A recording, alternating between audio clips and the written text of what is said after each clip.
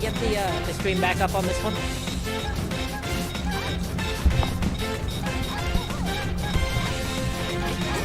Alright, so it looks like we're going into loser seconds. Yep. I think this is analog. Yeah, they're just warming up.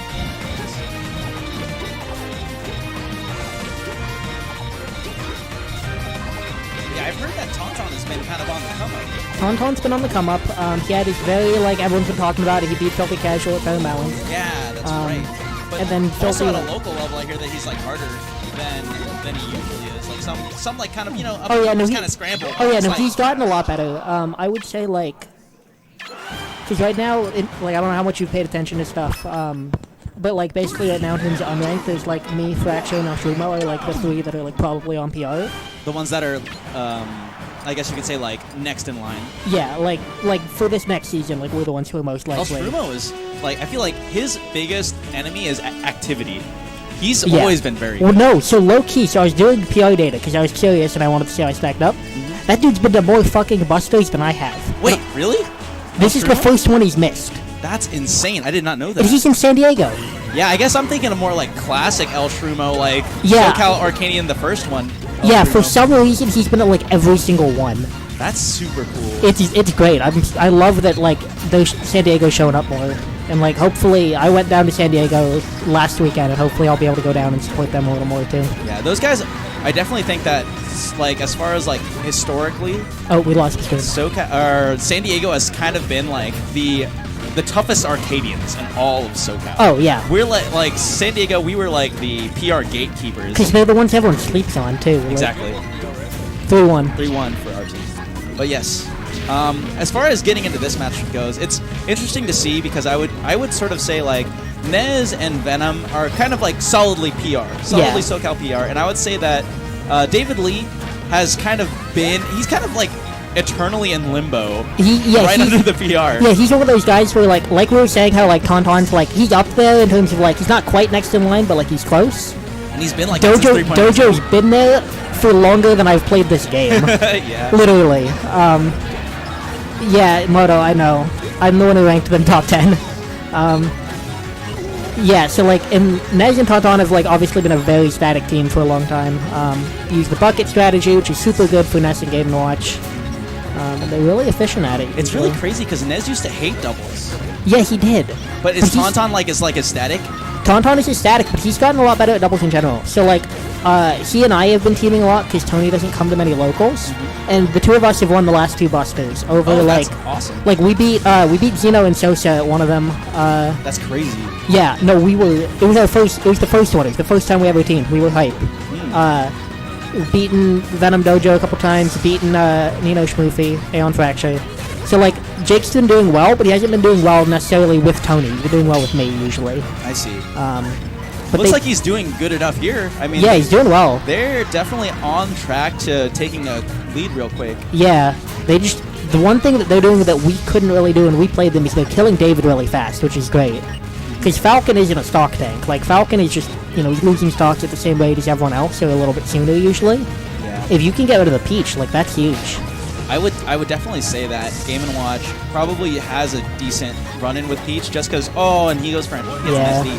But Peach sort of, in doubles, sort of acts as, like, she's, like, really spiky. Yeah. She, like, encourages a lot of trades. He, like, forces people to kind of, like, back off and stuff like that. Yeah. But Game & Watch with his huge disjoints, I feel like that's less of a problem for their team than it might be for another. I feel like, if anything, that's Game & Watch's role, too, usually. Only, like, he's less committal while doing it and can fill other roles, too.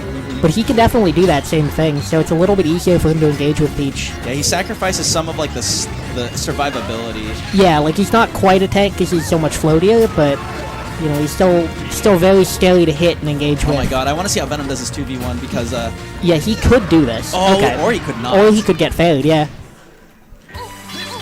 Okay, so that's game 1 for Nez and TonTon.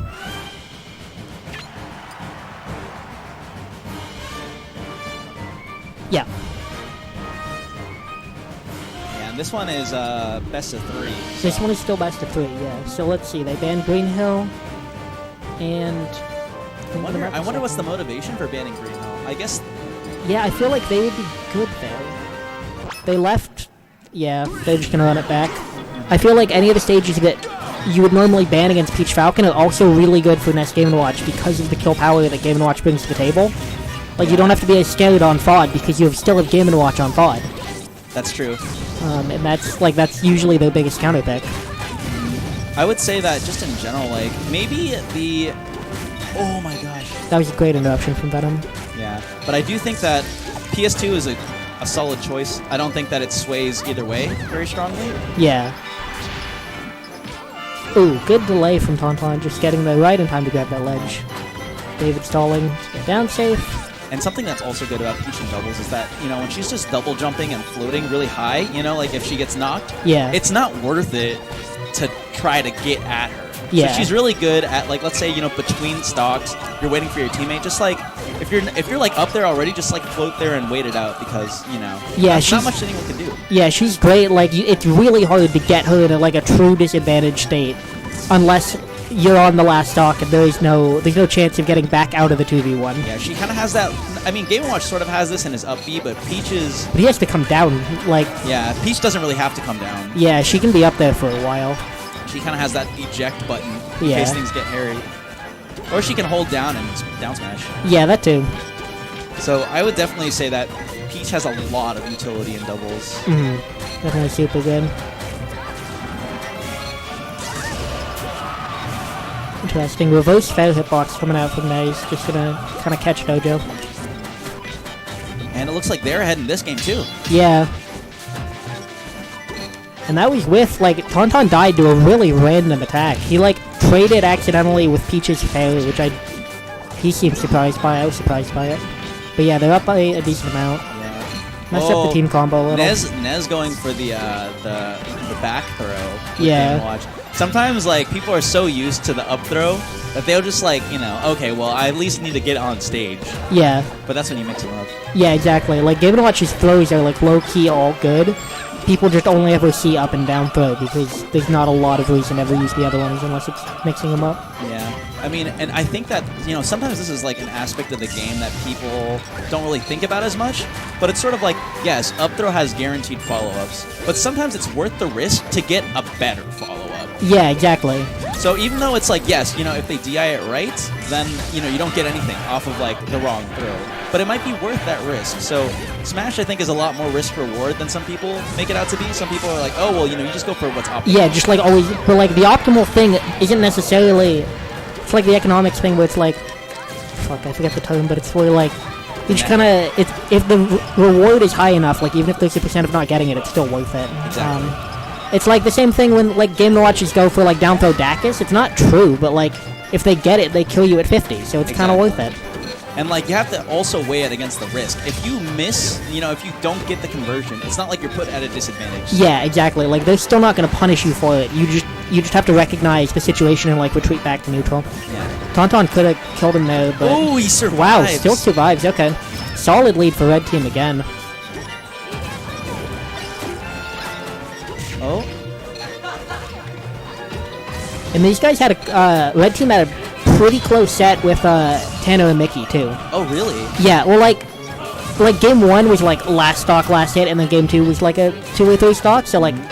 Close. But, like, game 1, I thought they were gonna win. So definitely, like, doing well today. Yeah. Synergy's good. They're doing way better against this team than we did, I'll tell you that. Yeah, really. I feel like we needed shit to happen to win, Yeah. and, like, it did. They were very solidly in there. Yeah, they've had a lead the last 2 games, like, Nice. the whole time. And that was a very clean... Yeah, that was a quick 2-0. stock. Yeah. Now it looks like